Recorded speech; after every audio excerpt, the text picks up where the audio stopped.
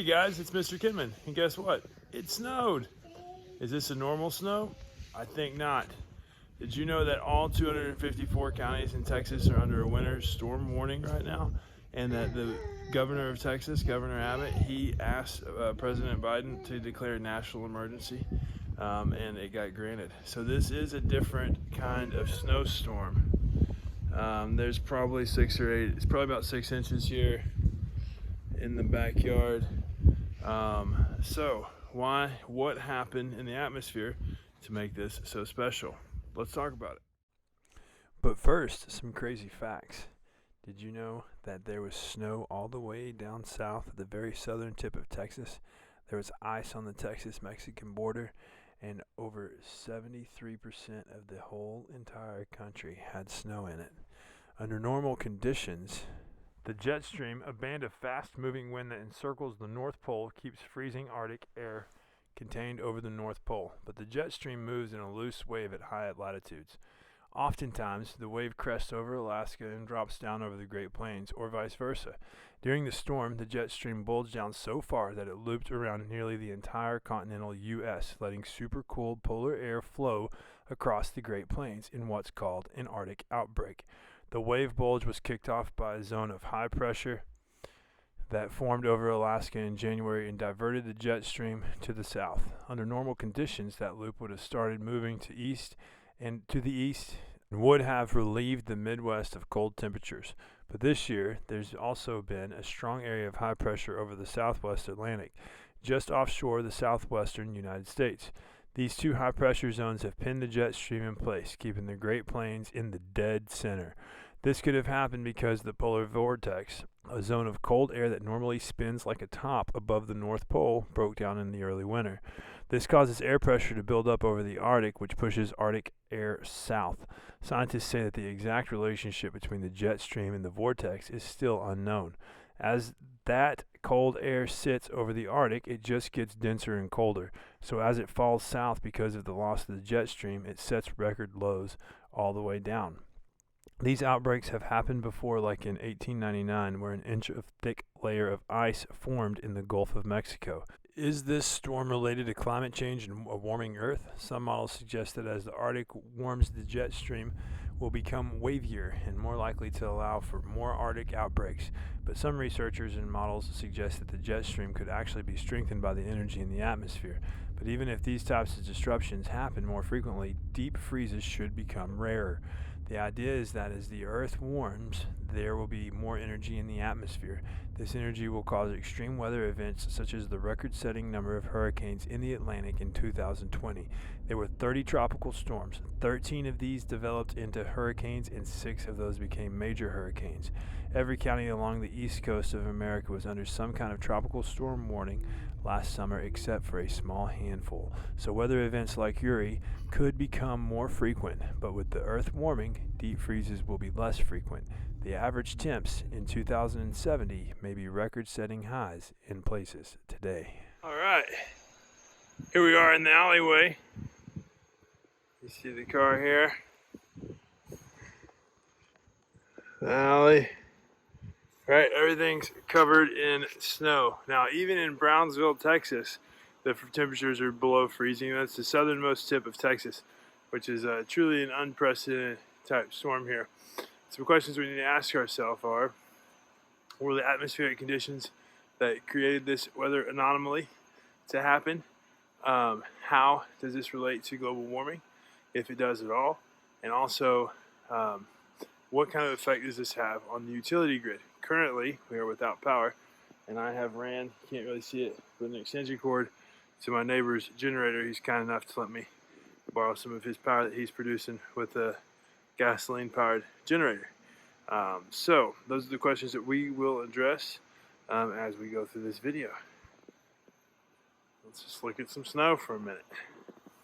So before we talk about the effect that Snowstorm Uri had on the Texas electrical grid, let's first talk about some energy stats, some energy production stats of the state of Texas. Texas is the top U.S. producer of both crude oil and natural gas. In 2019, the state accounted for 41% of the nation's crude oil production and 25% of its marketed natural gas production. As of January 2019, the 30 petroleum refineries in Texas were able to produce about 5.8 billion barrels of crude oil per day and accounted for 31% of the nation's refining capacity.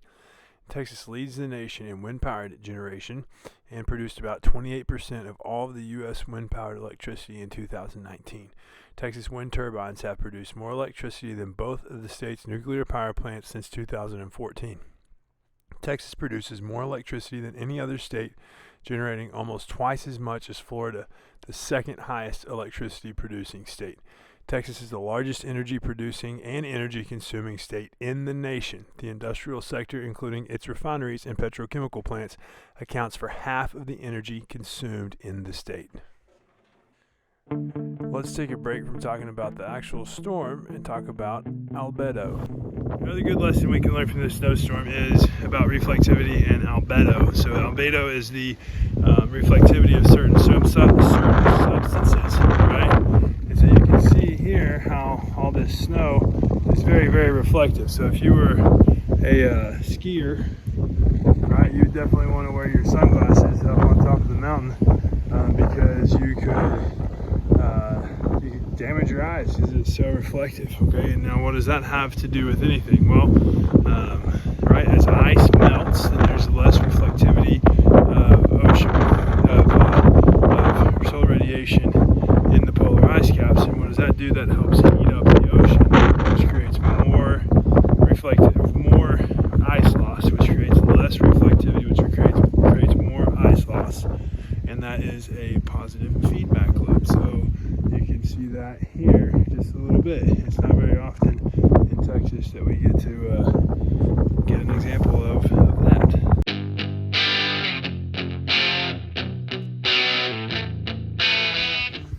It's so cold right now. I think the temperature is like 8 degrees. The pool's froze. Well, and that's also because the grid was overloaded. And so we had to go through rolling blackouts, right? Because everybody was using their air conditioners too much or their heaters to try to keep their houses warm, and it overloaded the grid. And so they had to do rolling power blackouts.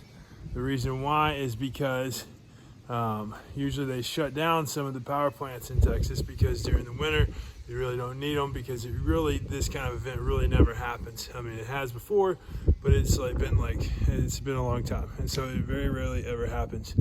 But now we're without power because the storm, and here we are, frozen swimming pool. So what was really causing the immense amount of need for electricity in Texas during snowstorm Uri?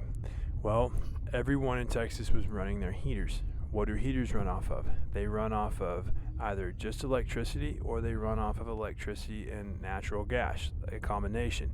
Natural gas provides the fuel for the heat in combined heating systems, and electricity would just heat up a heating element in just an electric system. Either way, you need a lot of electricity to be able to run both, to be able to push that energy through the house.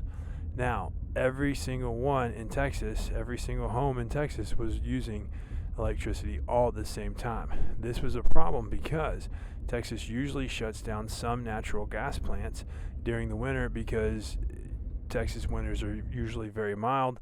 We don't really have that big of a need for a lot of electricity.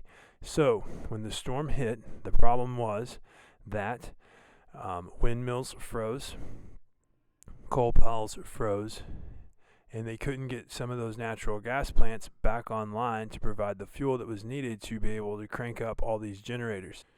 Also, Texas works on a deregulated power grid, which means that the Texas power grid only serves Texas. It's apart from the rest of the country. So when we could have used power from other states, we were not able to get that. Now, that deregulated power grid gets Texas away from having to have a power grid that is regulated by the federal government. So that opens up the wholesale market for energy.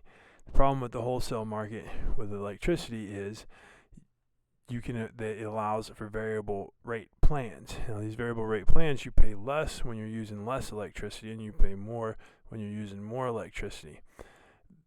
That led some people to have $6,000 worth of electricity bills just from those 3 days of Winter Storm Uri.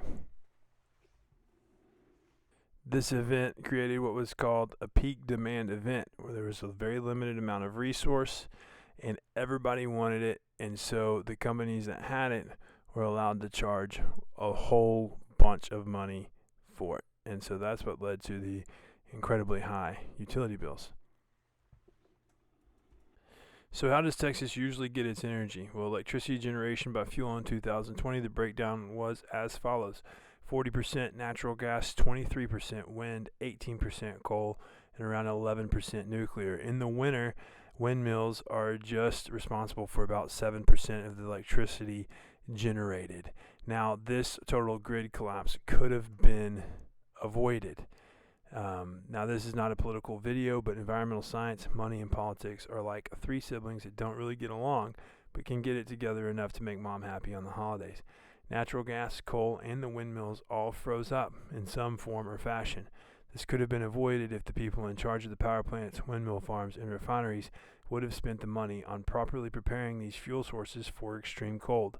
Usually during winter, some natural gas power plants are essentially turned off because electricity is just not needed. This time, because of this and a lack of care for winterizing, it did not work. There were warnings, but if they were heard, not enough was done to stop everything from freezing. Everything froze and millions lost power. Blame will be assigned and questions will be asked and may be answered, but for now, this is what we know. This is being billed as a once-in-a-generation event, but is it? With global temperatures continuing to rise, will events like this become more common? Maybe they already have.